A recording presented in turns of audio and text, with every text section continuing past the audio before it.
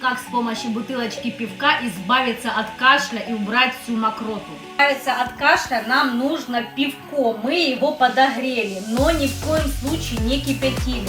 Лучше всего брать светлое, оно не такое горькое.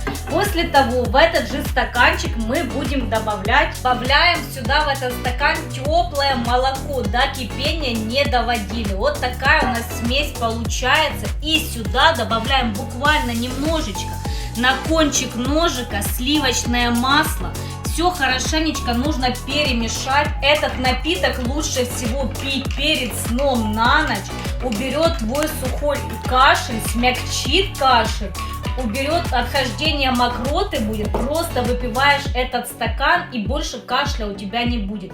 Бери в сохранение, пользуйся моим методом.